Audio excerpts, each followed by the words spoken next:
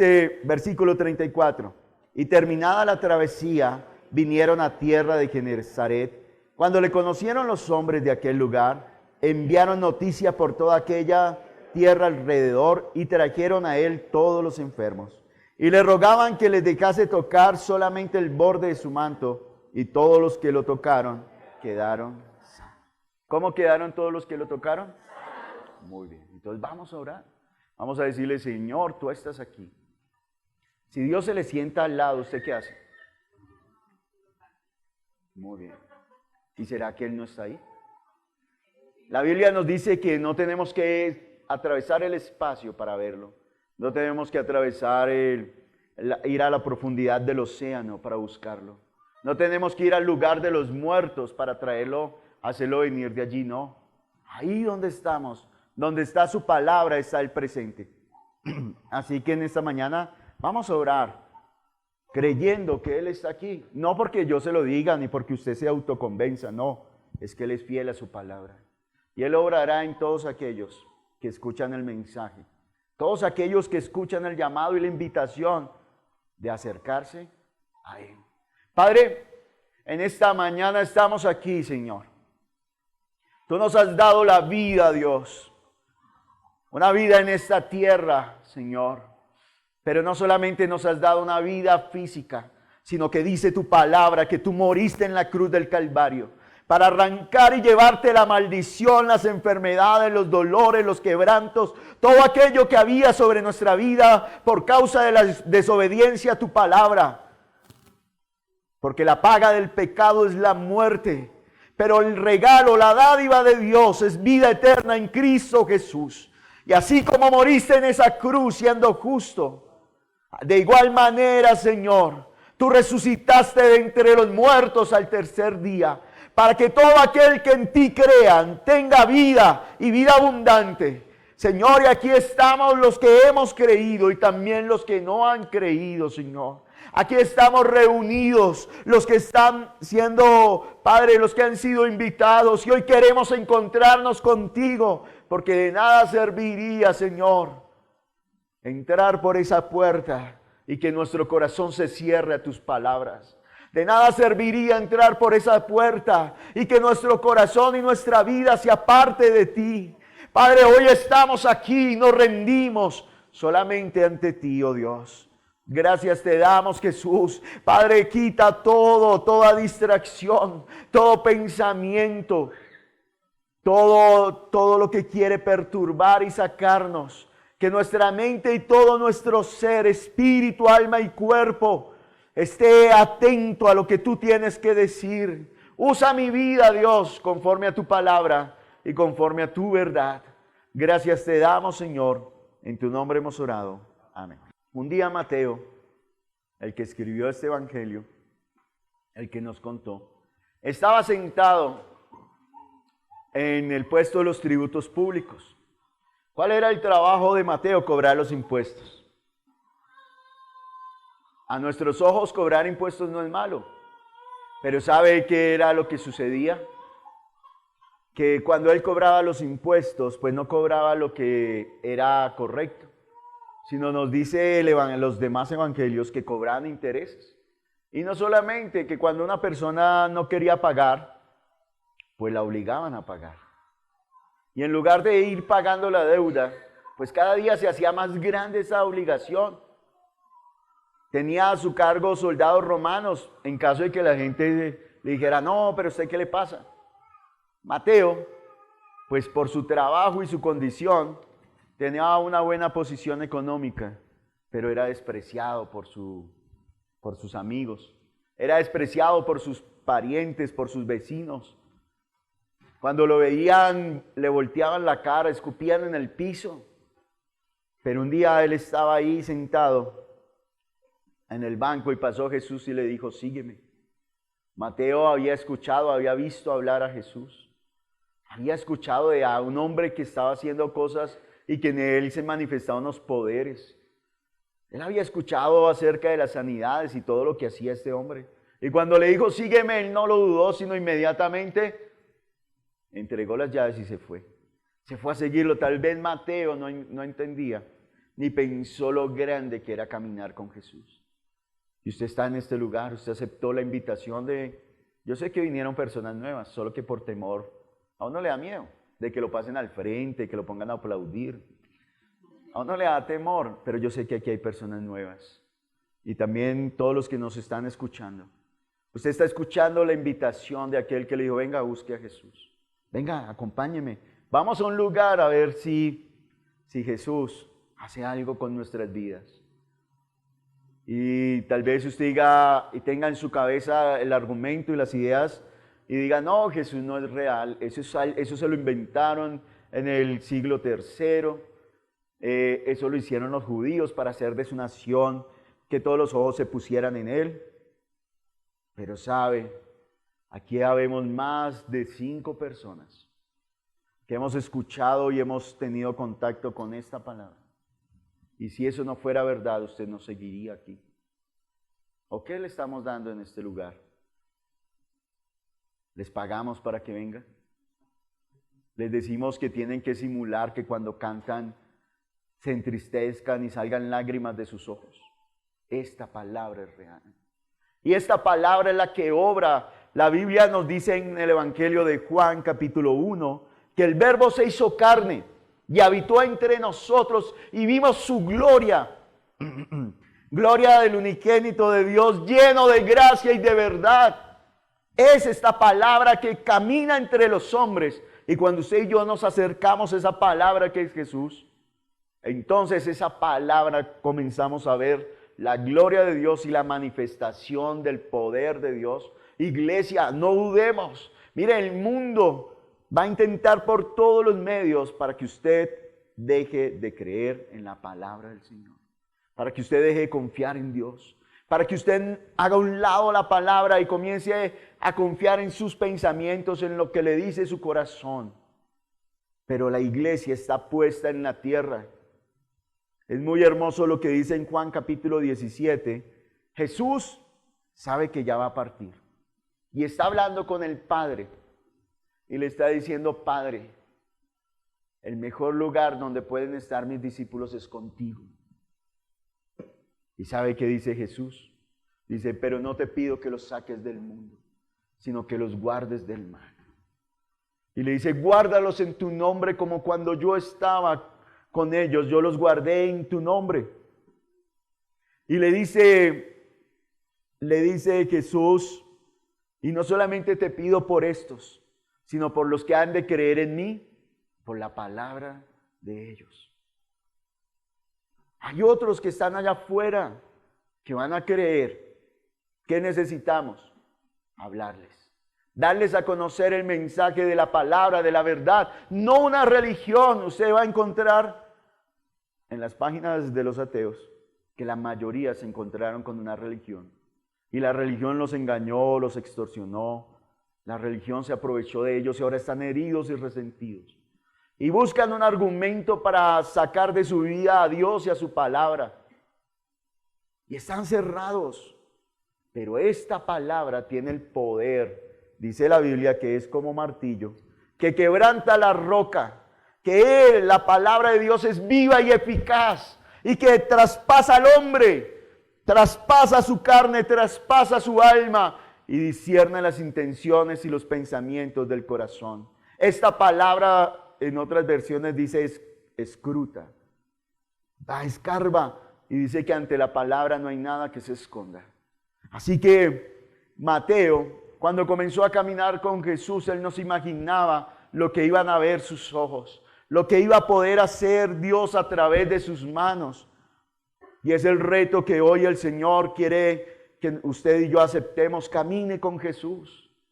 Cada paso que dé, vaya con Él. Él está con usted. Jesús dijo, he aquí yo estoy con vosotros todos los días hasta el fin del mundo. Jesús camina con su iglesia. Jesús camina. Donde usted va Jesús. Donde usted habla Jesús. Camine con Él. Y veamos qué pasa con una persona que camina con Jesús. Y dice capítulo 14, versículo 34, no.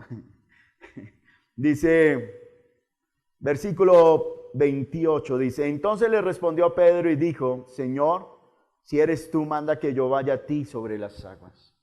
Si eres tú, manda que yo vaya a ti sobre las aguas. Pedro le dijo, Señor, yo quiero caminar sobre las aguas. Habían 12 en esa barca.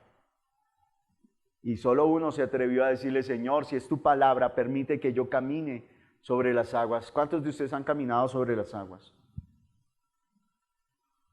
Pero Pedro sí. Los 12 se quedaron allá.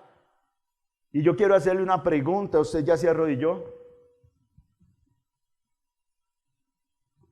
¿Ya se arrodilló ante el Señor? ¿Sabe qué va a llevar a que otras personas se arrodillen ante el Señor? Cuando usted camina obedeciendo la palabra de Dios.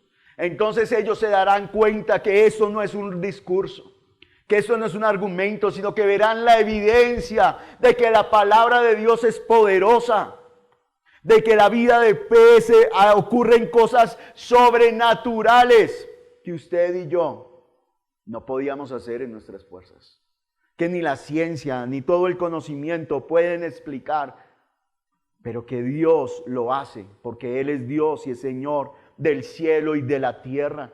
Él es el Dios todopoderoso.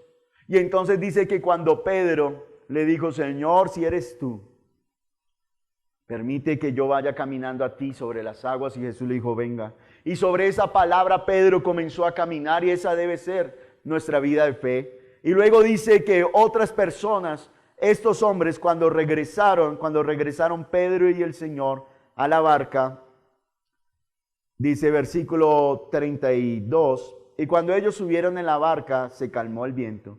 Entonces los que estaban en la barca vinieron y le adoraron, se arrodillaron, se postraron, reconocieron, ¿qué reconocieron? Diciendo, verdaderamente eres el Hijo de Dios. Cuando usted y yo caminamos por la palabra, obedecemos la palabra, Jesús nos dice y nosotros caminamos por esa palabra, otros van a arrodillarse y a reconocer que verdaderamente Jesús es el Hijo de Dios. ¿Sabe cómo se prospera en la vida de fe? Obedeciendo. Teniendo fe, y fe es ser fiel a la palabra. Tú lo dices, yo obedezco. Así se prospera en la vida de fe. No es yo pido y tú haces. No, es el Señor dijo y yo obedezco su mandato. Pero aunque tengamos la palabra de Dios, vamos a tener miedo. Pedro iba caminando, iba contento, pero tuvo miedo y se hundió. Si usted tiene miedo, no piense que Jesús lo va a dejar hundir. ¿Qué debemos hacer? Dice que aquí Pedro le dijo, Señor, sálvame. Señor, sálvame. ¿Qué hizo Jesús? No, ¿para qué no cree? Ahóguese, tome un poquito de agua. No. ¿Qué le dijo? Extendió la mano, inmediatamente lo sacó. Si usted siente que ha dejado de caminar por la palabra de Dios, ha dejado de obedecer la palabra del Señor, ¿sabe qué debemos hacer? Clame, dígale, Señor, sálvame que me hundo. ¿En dónde? En la corriente de este mundo. Este sistema va a intentar sacarlo a usted de la palabra. Porque si no tiene la palabra, no se va a producir en usted la fe. Y entonces no va a ser fiel al Señor. Y no va a poder caminar con Él. Y dice que, versículo 34, y terminada la travesía, es decir, llegaron ¿a dónde? A donde el Señor les había ordenado, donde Jesús les dijo, vayan al otro lado, crucen. Y ellos remaron, insistieron, persistieron hasta que llegaron con la ayuda del Señor, llegaron a donde Él les dijo, usted y yo tenemos que llegar a la otra orilla. ¿Cuál es esa otra orilla? Usted y yo un día partiremos de esta tierra. Pero ¿dónde debemos terminar? Jesús dijo, el que persevere es el fin, este será salvo. ¿Hasta cuándo debemos perseverar, remar? Hasta que lleguemos a la otra orilla. No se quede a la mitad. ¿Va a ser fácil? No. ¿Se van a levantar vientos, tempestades? Sí. Pero aquí los discípulos remaron. ¿Hasta dónde? Hasta que llegaron. Miren, si usted ha dejado de remar, ya pensaba que su barca se va de un lado para el otro. Este mundo la está moviendo, la está sacudiendo. Está intentando que usted diga, no, yo no puedo, es imposible. No me alcanza la fuerza. Clamen esta mañana, dígale, Señor, sálvame, ayúdame. Yo quiero llegar a esa orilla. Yo quiero encontrarme contigo cuando parta de esta tierra. Cada vez que yo doble mis rodillas y levante mi voz para hablar contigo, quiero experimentarte. Quiero darme cuenta que eres real, que no eres un cuento. Que yo no vengo a este lugar a sentirme bien. Yo vengo a este lugar a encontrarme con el Rey de Reyes y Señor de Señores.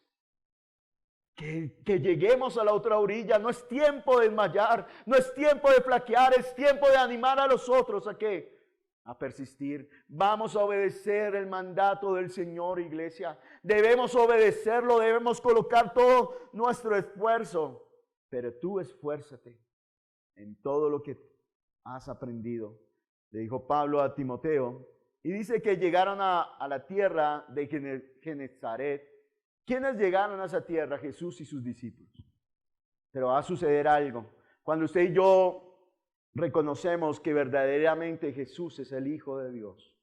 El Evangelio de Juan, capítulo 21, nos dice, estas palabras se han escrito ¿para qué? Para que creáis que Jesús es el Cristo, el Salvador, el Hijo de Dios, y para que creyendo tengáis vida en su nombre. Y entonces dice aquí que llegaron ellos y ellos reconocieron, ya llegaron con otra visión. Este capítulo comienza diciéndonos que Herodes y la gente al escuchar la fama de Jesús pensaban que era Juan el Bautista, estaban confundidos. Pero terminando este capítulo, Mateo nos va a decir que ya sus discípulos no tenían confusión. Sus ojos fueron abiertos. ¿Por qué? Porque vieron la manifestación, la autoridad de la palabra de Dios en sus vidas y caminaron por esa palabra. También dice que cuando llegaron Jesús y sus discípulos, se bajan de la barca y ¿a quién reconocen? A Jesús. ¿Pero Jesús iba solo? No. ¿Con quién iba Jesús? Con sus discípulos. Y entonces, ¿por qué no mencionan a sus discípulos? Porque lo importante es Él. Juan el Bautista dijo, yo los bautizo con agua, pero el que viene detrás de mí es más poderoso que yo. Él es más grande. Es necesario que yo mengüe, que yo me haga pequeño. Es necesario que yo desaparezca, pero que Él crezca, que Él cada día sea mayor. Y cuando usted y yo creemos en Jesús, cuando somos sus discípulos, perdón, cuando somos sus discípulos, ¿sabe qué pasa con nosotros? Quedamos a un segundo plano. Porque lo importante, la labor de la iglesia, la labor de los que seguimos a Jesús, no es que se encuentren con nosotros, sino que se encuentren con ¿quién? Con el que todo lo puede. Que se encuentren con el que todo lo sabe. Con el que conoce los pensamientos y las intenciones. Porque antes de que la palabra llegue a su boca, Él ya la sabe. Con Él es que usted debe encontrarse. A Él es el que debe escuchar. Y Dios nos usa así, es un privilegio enorme. Y le damos gracias a Dios por cada persona que sirve en la congregación.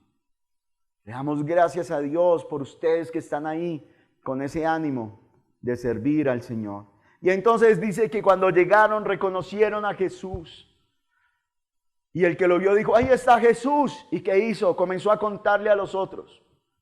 Y entonces enviaron mensajeros alrededor de toda aquella región.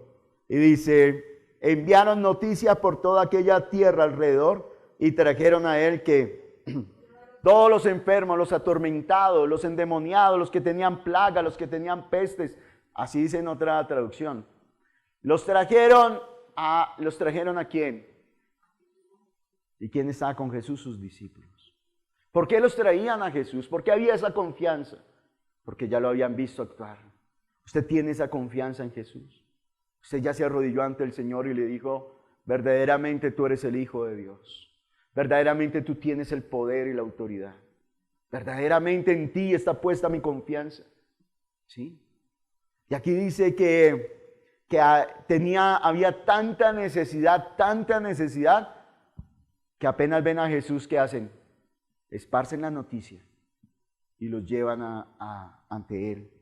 Y dice, versículo 36, y le rogaban que les dejase tocar solamente el borde de su manto, y todos los que lo tocaron, quedaron. ¿Cómo quedaron todos los enfermos? ¿Por qué? Porque el título de la predicación es la señal de su vestido. Cuando Dios le dice a Moisés, Moisés, acompáñeme un momento a Números, al libro de Números,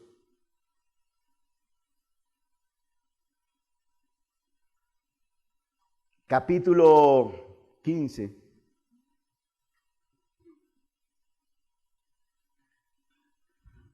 Permítame un momento. Números capítulo 15, versículo 37. Nosotros tenemos que este libro se llama Números,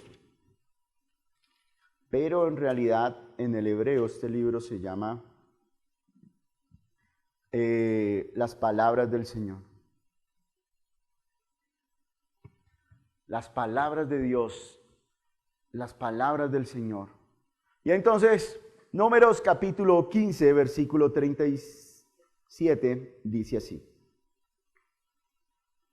Dice que habló el Señor, dice, y Jehová habló a Moisés diciendo, ¿quién habló? Dios. Dios habló a Moisés y le dijo, ¿qué le dijo? Habla a los hijos de Israel. Es decir, que lo que estaba recibiendo Moisés debía dárselo a ¿quién? Aunque el mensaje, muy bien, al pueblo, aunque el mensaje era también para él debía comunicárselo al pueblo. ¿Y cuál era el mensaje? ¿Cuál era la orden que les debía dar? ¿Qué era lo que Dios quería que ellos entendieran? Y diles que se hagan franjas en los bordes de sus vestidos por sus generaciones y pongan en cada franja de los bordes un cordón de azul. Entonces lo que le está diciendo es, háganse un manto, háganse un vestido, algo que los cubra, y en cada esquina, en las 4 esquinas, van a colocar un cordón azul. En las 4 esquinas, ¿por qué? Porque anteriormente, en el día de reposo, un hombre salió a trabajar y salió a cortar leña, y por no tener en cuenta que ese era el día de reposo, de descanso, de buscar a Dios, y se dedicó a trabajar, murió. Y entonces, aquí le está diciendo que les coloquen ese cordón de azul. Versículo 39, ¿para qué? Todo lo que Dios hace tiene un propósito. Versículo 39, y os servirá de franja para que cuando ¿qué? Los veáis, os acordéis de todos los mandamientos de Jehová. ¿Para qué eran esas franjas? ¿Y para qué eran esos? Eso se llama tzitzit, así le dicen en hebreo, o cordón. Usted va a ver que el talib o el manto que ellos usan, tiene esas cuerditas en las 4 esquinas. Y ellos se lo colocaban, y cuando se lo iban a colocar, ahí había una oración. Y cuando se lo colocaban encima, ¿qué recordaban ellos? Era una prenda de vestir para todos los días. ¿Qué recordaban ellos? Los mandamientos, la palabra del Señor. Pero ¿para qué Dios quiere que ellos lo recuerden? Dice, para ponerlos por obra, es decir, el Señor les está diciendo, miren, aquí están mis mandamientos. Y nosotros tenemos 10, la Biblia, en Éxodo 20, Deuteronomio 5, aparecen 10 mandamientos. Pero para los judíos hay 613 mandamientos. Cosas que sí deben hacer, cosas que no deben hacer. Y por eso van a venir bendiciones o maldiciones en la vida, y ellos tienen muy presente esto. Y entonces dice, cada vez que veían esas franjas, cada vez que veían el cordón azul que colgaba, se acordaban de qué.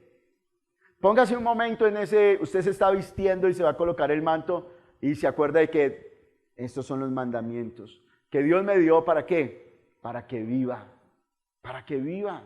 Porque los mandamientos de Dios no son para muerte, es para librarlos de la muerte.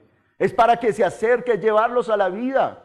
Para eso es la palabra del Señor. Y entonces dice, en pos de para ponerlos por obra, y no miréis que en pos de vuestro corazón y de vuestros ojos, en pos de los cuales os prostituyáis. ¿Por qué esta gente le pedía a Jesús, Señor, déjame tocar el borde de tu manto? ¿Qué están agarrando ellos? Ese cordón, donde están los mandamientos. En ese cordón había poder. Si todos los que seguían a Jesús tenían el mismo manto, ¿por qué el de Jesús, cuando tocaban el de Jesús, salía poder? Ya lo vamos a ver. Pero de aquí está diciendo el propósito de ese manto, el propósito de esas franjas, de esos cordones. El propósito, la razón es que la gente cuando lo vea, recuerde los mandamientos de Dios, los ponga por obra, y esto va a hacer que no se vayan tras sus ojos, tras los deseos de su corazón y se prostituya. Esto va a hacer que no se vayan tras otros dioses, sino que constantemente estén recordando la palabra del Señor.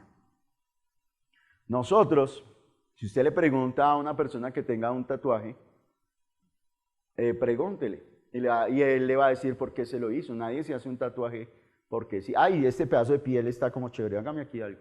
No, sino colocan el nombre de un ser querido, una fecha importante. También cuando usted tiene la argolla de matrimonio, le está recordando que el pacto ¿con quién? Con su esposa o con su esposo.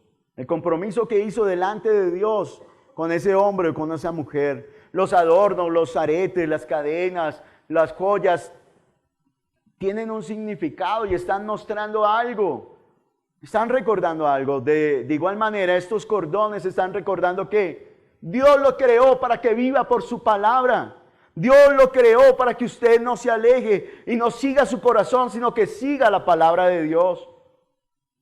Y continúa diciendo, para que os acordéis, versículo 40, y hagáis todos mis mandamientos y seáis santos a vuestro Dios. ¿Qué es lo que quiere Dios? Que usted sea ¿qué? Santo. ¿Qué quiere que yo sea? Santo, que yo viva por su palabra, que yo cumpla el propósito con el cual Él me creó, que mi corazón no se vaya, sino que mi corazón recuerde su palabra y viva por su palabra.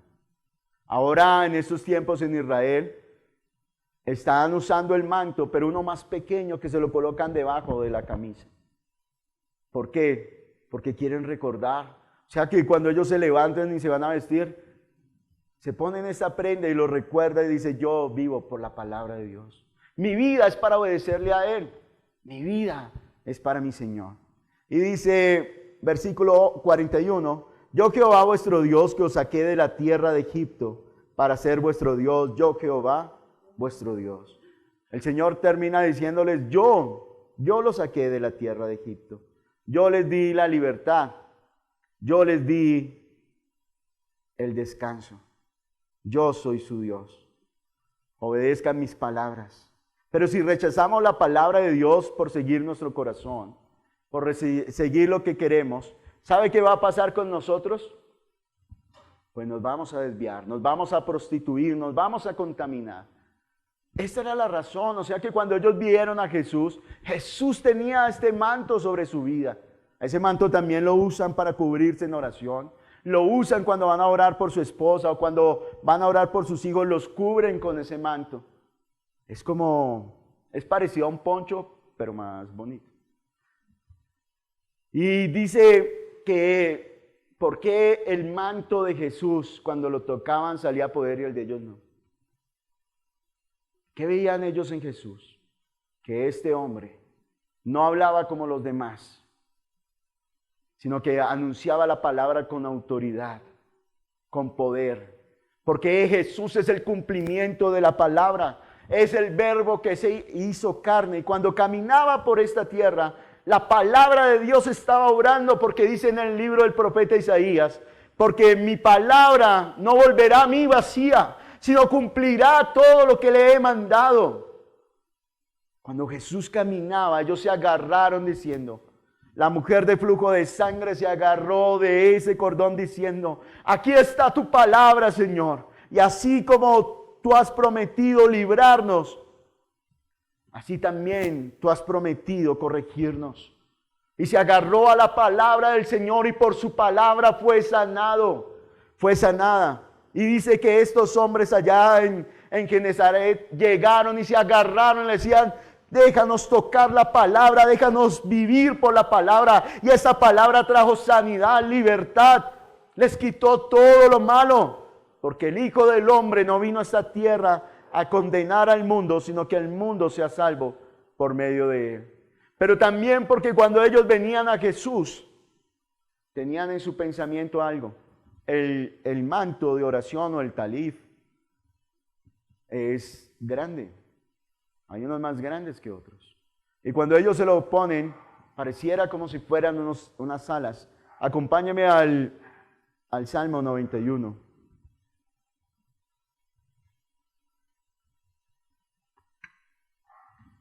Porque el manto de Jesús, no era el manto, no, es Jesús el que porta.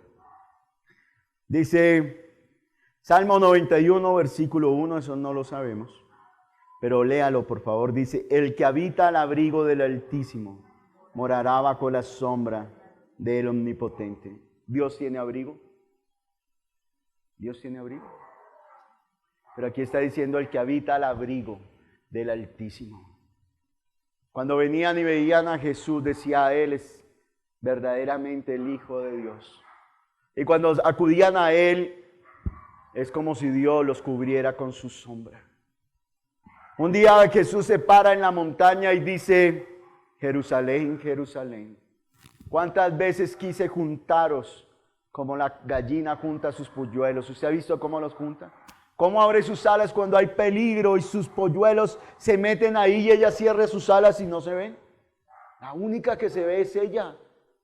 Así quiso Jesús juntar a su pueblo.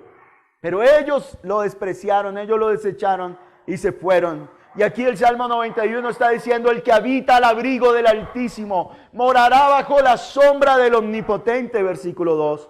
Diré yo a Jehová, esperanza mía y castillo mío, mi Dios, ¿en quién confiaré? ¿Qué estaban haciendo estos hombres? Acompáñame otra vez.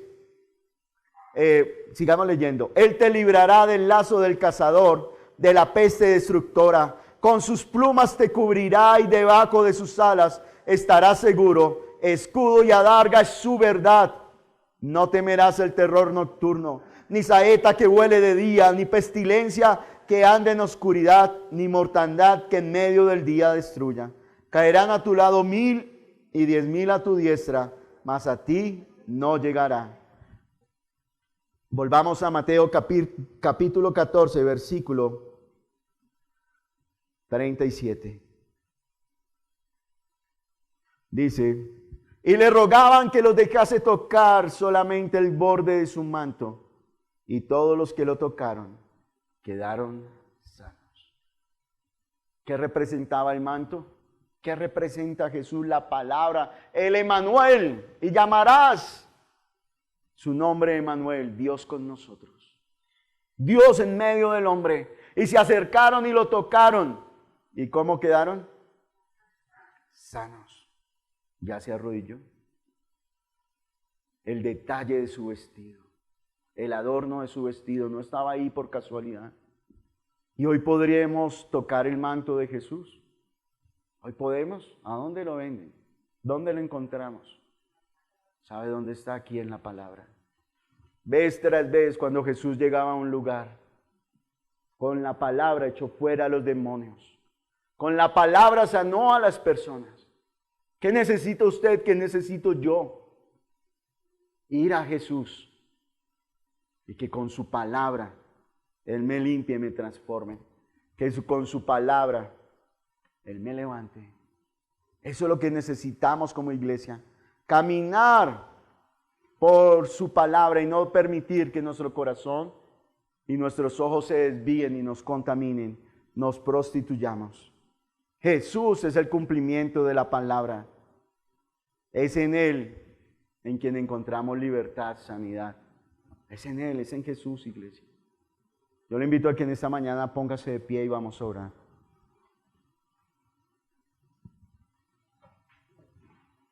Y vamos a pedirle al Señor, yo quiero vivir por esa palabra. Yo quiero vivir, es a Él a quien debemos conocer. El punto principal no soy yo. Yo no soy el Mesías. Yo solamente soy un mensajero del Señor. Pero Él sí está aquí.